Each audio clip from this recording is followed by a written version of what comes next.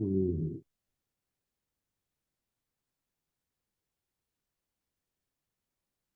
네. 본문 1절을 보도록 하겠습니다. 너희 중에 누가 다른 이와 더불어 다툼이 있는데 구태여 불의한 자들 앞에서 고발하고 성도 앞에서 하지 아니하느냐. 본문 1절의 말씀을 통해 가지고 형제들끼리 세상 법정에 고소고발한 사건을 알 수가 있습니다. 바울 형제님은 크게 나무라시고 계시는데 이유를 찾아보도록 하겠습니다. 그리스도인은 세상 법보다 더 높은 그리스도의 율법을 지니고 사는 사람들입니다. 세상에서는 걸리지 않으면 또는 유전 무죄고 무전 유죄이며 무검 유죄고 유검 무죄라는 걸 알 수가 있습니다. 그래서 기득권자들은 형이 집행된다고 하라도 가볍고 백성은 계란 한 판 훔쳐도 2년 실형을 선고받고 있기 때문입니다. 그러나 우리는 복음을 듣고 위로부터 생명을 받았기 때문에 이제 지는 생명이 아닌 이기는 생명을 얻은 그리스도인들이 되었습니다. 그런데 고린도 지역에 있는 성도들 간에 속여 빼앗는 어떤 사건으로 말미암아 형제들끼리 고발하는 사건이 바울 형제님에게 전해진 것입니다. 우리가 5장 그 공부를 했지만은 5장 10절을 한번 다시 찾아서 보도록 하겠습니다. 5장 10절에서 보면 이 말은 이 세상에 음행하는 자들이나 탐하는 자들이나 속여 빼앗는 자들이나 우상 숭배하는 자들을 도무지 사귀지 말라 하는 것이 아니니 만일 그리하면 너희가 세상 밖으로 나가야 할 것이라 라고 말씀하십니다. 그렇기 때문에 바울 형제님은 세상 윤리나 행위를 강조하는 것이 아닙니다. 고린도 성도들이 생명이 없거나 또는 생명이 너무 어리다고 판단하신 것으로 보여집니다. 5장 11절에서 13절을 같이 보도록 하겠습니다. 이제 내가 너희에게 쓴 것은 만일 어떤 형제라 일컫는 자가 음행하거나 탐욕을 부리거나 우상 숭배를 하거나 모욕하거나 술 취하거나 속여 빼앗거든 사귀지도 말고 그런 자와는 함께 먹지도 말라 함이라. 밖에 있는 사람들을 판단하는 것이야 내게 무슨 상관이 있으리오마는 교회 안에 있는 사람들이야 너희가 판단하지 아니하랴. 밖에 있는 사람들은 하나님이 하시려니와 이 악한 사람은 너희 중에서 내쫓으라. 이 악한 사람은 너희 중에서 내쫓으라고 바울 형제님은 그리스도 안에서 판단하였고 엄히 명령하였습니다. 교회는 생명의 성령의 법칙이 적용되는 왕국입니다. 세상 법과는 비교할 수 없는 것입니다. 세상 사람, 즉 겉사람은 세상이 남편인 것입니다. 그러나 거듭난 새 생명은 그리스도의 몸된 배필인 교회의 성도가 되었습니다. 죄와 사망과 짝된 세상을 성경은 저주라고 판단하였습니다. 그런데 거룩한 성도의 위치에서 도리어 세상 법정의 형제를 고발했으니 본문 2절에 성도가 세상을 판단하는 것을 너희가 알지 못하느냐? 세상도 너희에게 판단을 받거든 지극히 작은 일 판단하기를 감당하지 못하겠느냐라고 남으라고 계시는 것입니다. 본문 3절을 보도록 하겠습니다. 우리가 천사를 판단할 것을 너희가 알지 못하느냐? 그러하거든 하물며 세상 일이랴. 우리는 세상을 판단하고 천사를 판단하는 이기는 영을 받았습니다. 하지만 고린도 성도들은 세상과 연합한 혼으로 하나님을 의지하지 않았습니다. 판단하는 것이 아니라 세상의 판단을 받으려고 한 사건은 세상과 짝된 영적 상태를 여실히 보여주는 사건이었던 것입니다. 본문 4절과 5절, 6절을 보도록 하겠습니다. 여러분께서 그런 문제가 생겼을 때 교회에서 별로 대단하게 여기지 않는 세상 사람들을 재판관으로 세워서야 되겠습니까? 이것은 현대인의 성경입니다. 본문 5절과 6절은 개역개정으로 보도록 하겠습니다. 내가 너희를 부끄럽게 하려 하여 이 말을 하노니 너희 가운데 그 형제 간의 일을 판단할 만한 지혜 있는 자가 이같이 하나도 없느냐? 형제가 형제와 더불어 고발할 뿐더러 믿지 아니하는 자들을 앞에서 하느냐?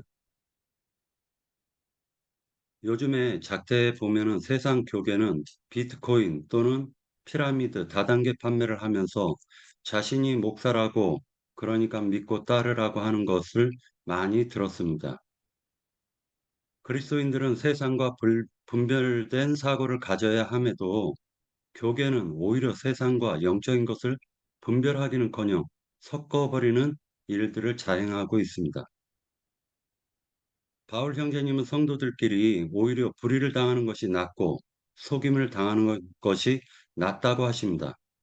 이유는 자신의 영을 보호하기 위해서입니다. 사기 피해를 당하면 일상이 다 무너지고 삶이 피폐하여지므로 온전한 신앙생활을 할 수 없기 때문입니다. 본문 7절과 8절을 보도록 하겠습니다. 너희가 피차 고발함으로 너희 가운데 이미 뚜렷한 허물이 있나니 차라리 불의를 당하는 것이 낫지 아니하며 차라리 속는 것이 낫지 아니하냐. 너희는 불의를 행하고 속이는구나. 그는 너의 형제로다. 라고 말씀하십니다. 그런데 구속을 위하여 그리스도께서 피로 사신 형제를 속이고 불의를 행한 것은 주님의 피를 가치없이 여기고 아직도 정신을 못 차리고 세상 법정에 고발하였으니 아직 고린도 지역의 형제 자매님들이 그리스도의 그리스도를 자신의 머리로 인정하지 못하고 있는 것을 볼 수 있으며 신랑이라는 사실을 깨닫지 못한 어린 성도들임을 보여주고 계시는 것으로 보여집니다. 본문 9절 10절을 보도록 하겠습니다. 불의한 자가 하나님의 나라를 유업으로 받지 못할 줄을 알지 못하느냐. 미혹을 받지 말라. 음행하는 자나 우상 숭배하는 자나 간음하는 자나 탐색하는 자나 남색하는 자나 도둑질, 도적이나 탐욕을 부리는 자나 술 취하는 자나 모욕하는 자나 속여 빼앗는 자들은 하나님 나라를 유업으로 받지 못하리라. 간음하는 자에 대해서 한번 묵상해 보도록 하겠습니다. 마가복음 10장 6절에서 10절을 같이 읽도록 하겠습니다.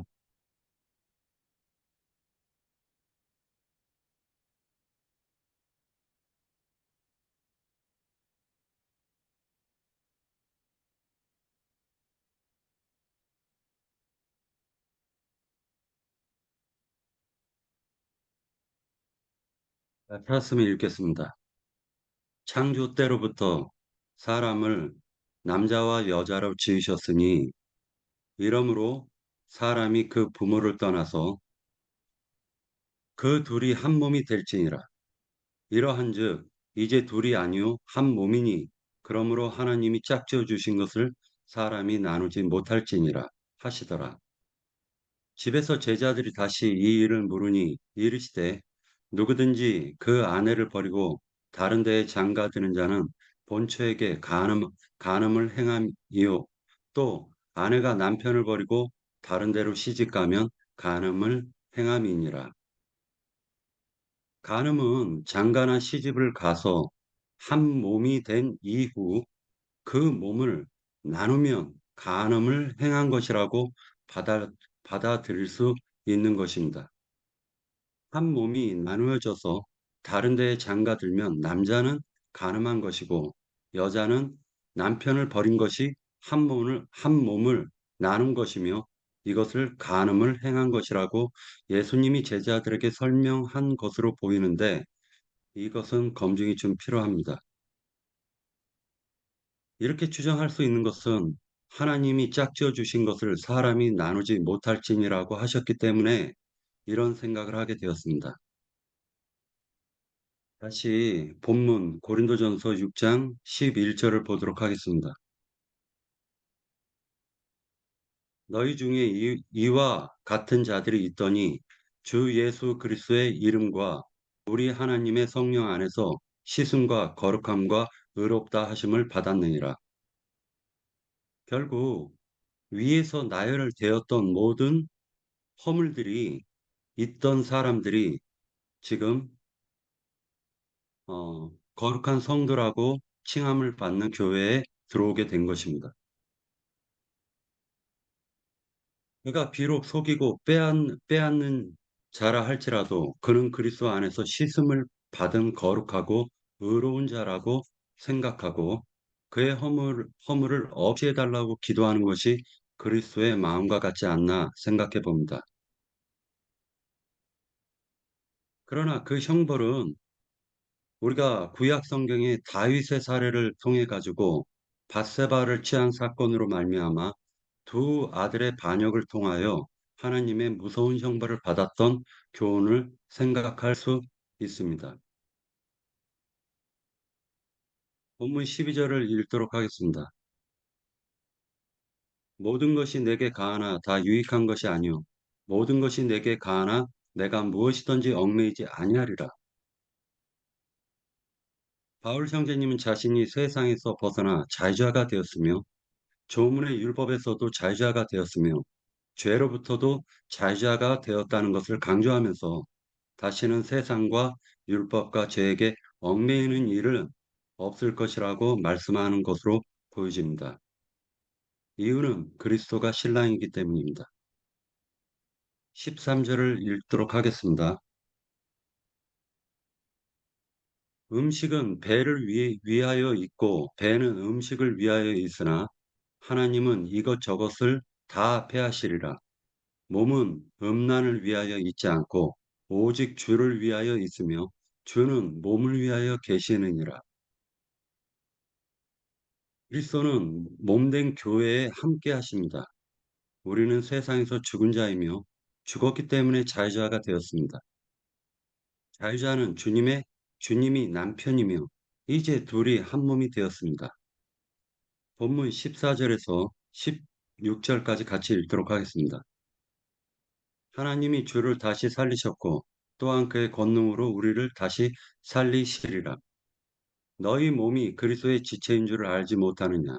내가 그리스도의 지체를 가지고 창녀의 지체를 만들겠느냐? 결코 그럴 수 없느니라. 창녀와 합한 자는 그와 한 몸인 줄을 알지 못하느냐? 일러스되 둘이 한 육체가 된다 하셨나니. 누태복음 19장 3절에서 6절을 같이 찾아서 읽도록 하겠습니다.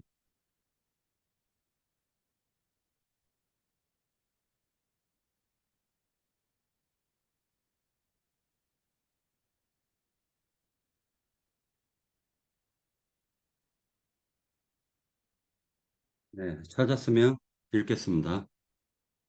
바리새인들이 예수께 나와 그를 시험하여 이르되 사람이 어떤 이유가 있으면 그 아내를 버리는 것이 옳으니까. 예수께서 대답하여 이르시되 사람을 지으신 이가 본래 그들을 남자와 여자로 지으시고 말씀하시기를 그러므로 사람이 그 부모를 떠나서 아내와 합하여 그 둘이 한 몸이 될지니라 하신 것을 읽지 못하였느냐. 그런즉 이제 둘이 아니요 한 몸이니 그러므로 하나님이 짝지어 주신 것을 사람이 나누지 못할지니라 하시니. 마태복음 19장을 갖다가 잠깐 붙잡고 계시고 그 다음에 고린도전서 본문 6장 17절에서 19절을 같이 읽도록 하겠습니다. 그와 합한 자는 한 영이니라. 음행을 피하라. 사람이 범하는 죄마다 몸 밖에 있거니와 음행하는 자는 자기 몸에 죄를 범하느니라.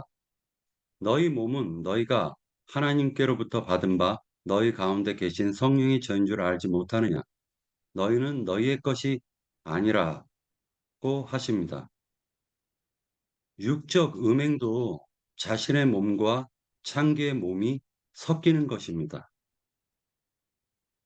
이런 세상 일을 통하여 영적 음행은 세상에 감추인 마귀와 한 몸을 이루는 것을 의미합니다.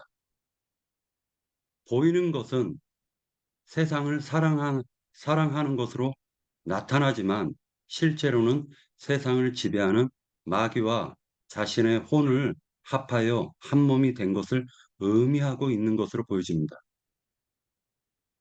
교회는 새 생명으로 이루어진 생명의 연합체입니다. 그러기에 한 사람을 교회라고 하지 않습니다.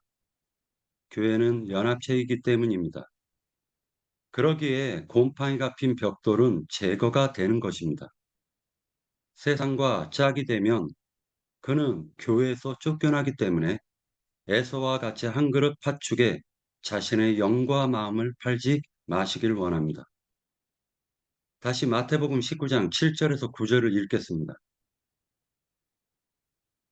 여짜오되 그러면 어찌하여 모세는 이혼 증서를 주어서 버리라 명하였나이까?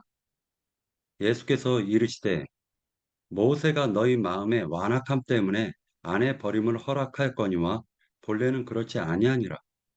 내가 너희에게 말하노니 누구든지 음행한 이유 외에 아내를 버리고 다른 데 장가드는 자는 간음함이니라. 사람의 영혼은 그릇입니다. 여기에서 몸이라고 표현하는 것은 영과 혼을 담는 그릇을 의미합니다. 그런데 그 속에 세상 것, 즉 더러운 것으로 채우고 생을 마감한다면 그는 결국 자신의 영혼을 더럽혀 영원한 형벌을 받는 것을 깊이 생각하는 시간을 가졌으면 합니다. 본문 20절, 값으로 산 것이 되었으니 그런즉 너희 몸으로 하나님께 영광을 돌리라 라고 말씀하십니다. 새 생명으로 거듭난 후 자신의 속그릇에 그리스도의 영과 마음을 가득 채워 아버지께 드림으로 하나님께 영광을 돌리는 형제 자매님들이 되시길 원합니다. 마지막으로 고린도 전서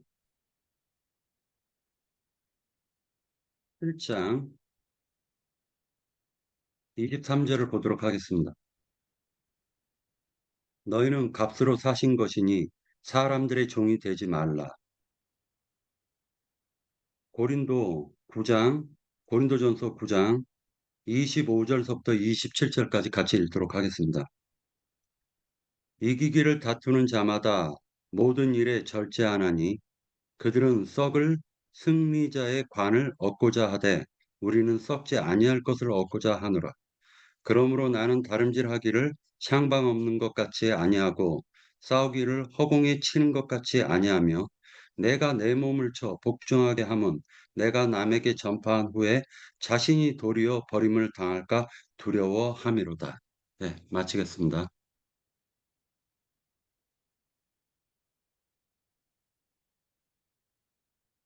네, 다른 형제 자매님들께서 고린도전서 그 6장을 읽고 어, 그 감동받은 부분이 있으면 증거해 주시기 바랍니다.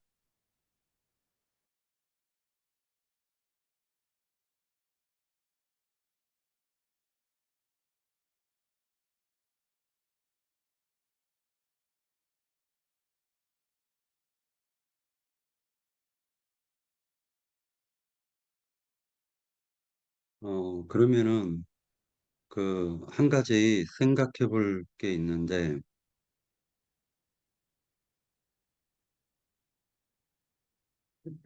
18절에 보면은 고린도전서 6장 18절에 보면 음행을 피하라 사람이 범하는 죄마다 몸 밖에 있거니와 음행하는 자는 자기 몸의 죄를 범하느니라. 이 말씀에 대해서 형제 자매님들이 교통을 나눴으면 합니다.